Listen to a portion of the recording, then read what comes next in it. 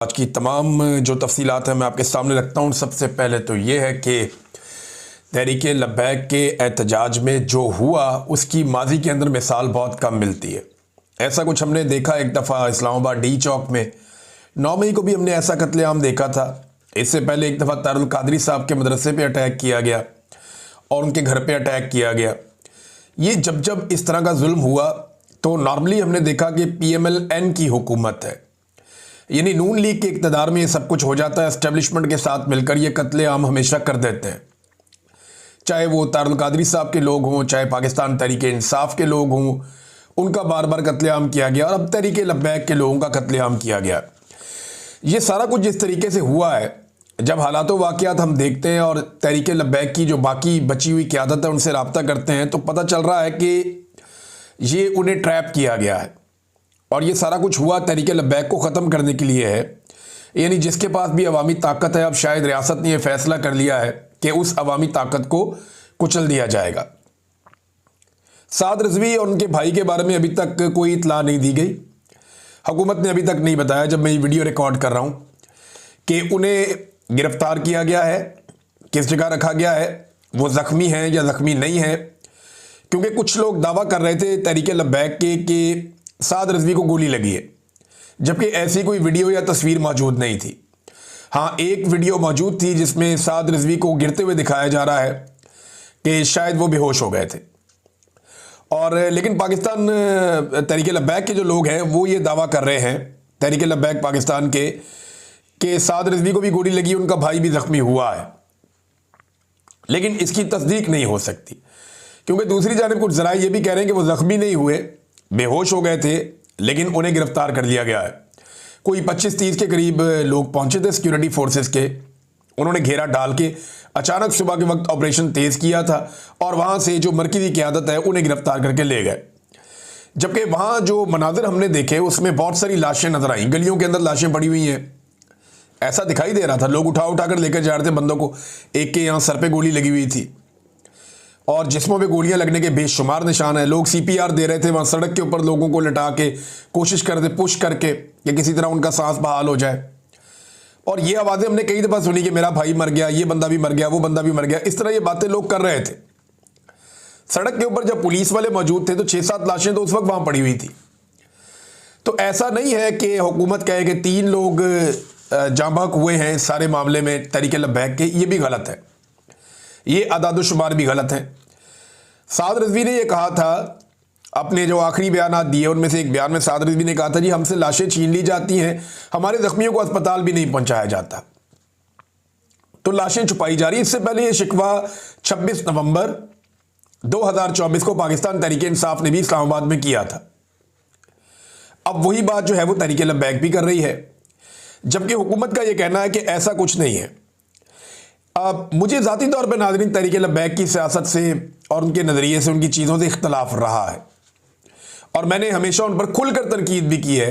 यानी मुझे धमकियाँ वमकियाँ भी आई, मैंने खुलकर तनकीद की, मुझे परवाह नहीं है इस बात की, मगर मैं जुल्म का हमायती नहीं हो सकता।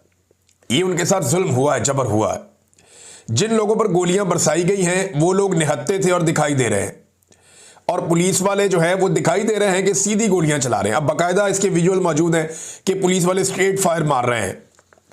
देखिए, इस जमात को अगर ख़त्म ही करना था कि एस्टेब्लिशमेंट ने सोच लिया था कि अपने तहरीक लब्बैक को कुचल के ख़त्म कर देना है, तो और बात सारे मौके थे। लेकिन आप गौर कीजिए कि पाकिस्तान की मिलिट्री एस्टेब्लिशमेंट ने एक तीर से 2 शिकार किए। नंबर 1, तहरीक लब्बैक को कुचल के ख़त्म कर दिया, अपने तौर पर तो उन्होंने ये कर दिया। अब देखते हैं तहरीक लब्बैक दोबारा खड़ी होती है, हो पाती है, क्या करेगी। नंबर 2, उन्होंने इसराइल को और अमेरिका को भी एक पैगाम दे दिया कि देखें, हमने जो पूरी दुनिया में कहीं नहीं हुआ वो हमने पाकिस्तान में कर दिया। अभी जब मैं आपसे बात कर रहा हूं तो इन दिनों में भी पूरी दुनिया के अंदर लगातार एहतजाज हो रहे हैं जो इसराइल ने किया उसके खिलाफ, और फ़लस्तीनियों के हकूक़ के अंदर लगातार दुनिया में एहतजाज हो रहे हैं। मगरबी ममालिक में एहतजाज हो रहे हैं। बरतानिया में कोई 2 लाख लोग निकले हैं, साउथ अफ्रीका में निकले हैं, यूरोप में निकले हैं, तो पूरी दुनिया में एहतजाज हो रहे हैं। गोलियां सिर्फ पाकिस्तान के अंदर एस्टेब्लिशमेंट ने लोगों के ऊपर चलाई हैं। ये अमेरिका और इसराइल को एक बड़ा वाज़े पैगाम है कि हमारे यहाँ पे जितनी भी रेजिस्टेंस होगी हम उसी तरफ खड़े हैं जहाँ पे डोनाल्ड ट्रंप साहब फरमाएंगे वहाँ पे खड़े हो जाएंगे। ये एक बड़ा पॉजिटिव जेस्चर दिया गया है डोनाल्ड ट्रंप को कि कुछ भी हो जाए हमें लाशें गिरानी पड़े, कोई परवाह नहीं है, हम इस मामले पे पीछे नहीं हटेंगे, हम आपके साथ खड़े हैं। ऐसा लगता है कि उन्हें यह बता दिया गया। मैं काफ़ी अर्से से ये बता रहा हूं कि ऐसा लगता है, यानी अब लगता कि अब तो यकीन हो गया कि इसराइल के हवाले से पाकिस्तान की पॉलिसी बदल गई है।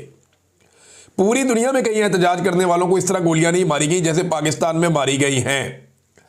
अब तहरीके लब्बैक को क्रश करता था तो कभी और भी कर सकते थे, लेकिन इस खास मौके पे उन्हें क्रश किया गया जब वो इसराइल की पॉलिसी के खिलाफ एहतजाज करने निकले थे और वो अक्सा का एक मार्च कर रहे थे और वो ये कह रहे थे कि फ़लस्तीन और इसराइल का मामला।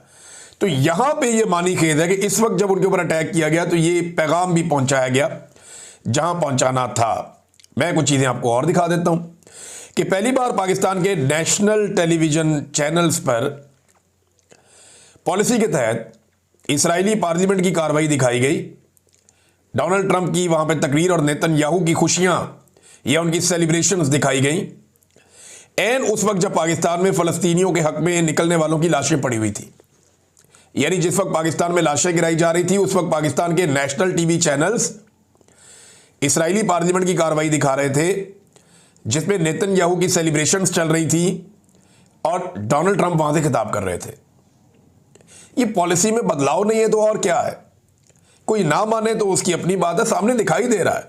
आप आंखें बंद कर ले तो आपकी अपनी मर्जी है, आप डर जाएंगे चले एस्टेब्लिशमेंट नाराज हो जाएगी तो आपकी अपनी मर्जी है, लेकिन ये पॉलिसी है, पॉलिसी बदल चुकी है।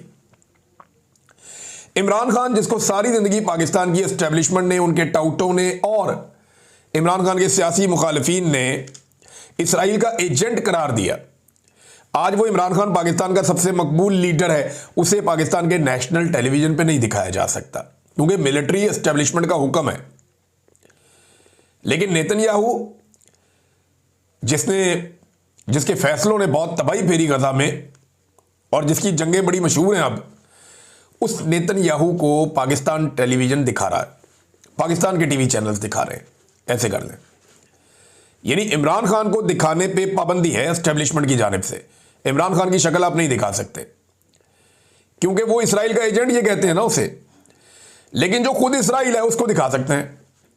पाकिस्तान में अब फ़लस्तीन का झंडा उठाएंगे, आपको मारा जाएगा, गिरफ्तार किया जाएगा, तशद्दुद किया जाएगा, लेकिन पाकिस्तान के टीवी चैनल्स के ऊपर इसराइल का झंडा दिखाया जा सकता है। प्रॉब्लम नहीं है। मनादिर हमने अब देखे हैं, ऐसा नहीं है कि मैं अपने से बात कर रहा हूं, ये मनादिर देखने के बाद मैं आपको एग्जैक्टली रिपोर्ट कर रहा हूं और साथ साथ आप ये तस्वीरें देख भी रहे हैं। ऐसा नहीं है कि मैं जुबानी कलामी बात कर रहा हूं। रियासत ने ना नाज़रीन, ऐसा लगता है ये सारा कुछ पॉलिसी के तहत किया है। मैं फजल रहमान साहब को खबरदार करना चाहता हूं कि रेडी हो जाएं, आपकी बारी भी आने वाली है। यह रियासत हर उस ताकत को कुचल देगी जिसके साथ कुछ अवामी प्रेशर मौजूद है और ये आइंदा चलाएंगे पाकिस्तान को डंडे के साथ। डंडे के साथ हुकूमत बनाई जाएगी, डंडे के साथ हुकूमत गिराई जाएगी, डंडे के साथ हुकूमत चलाई जाएगी।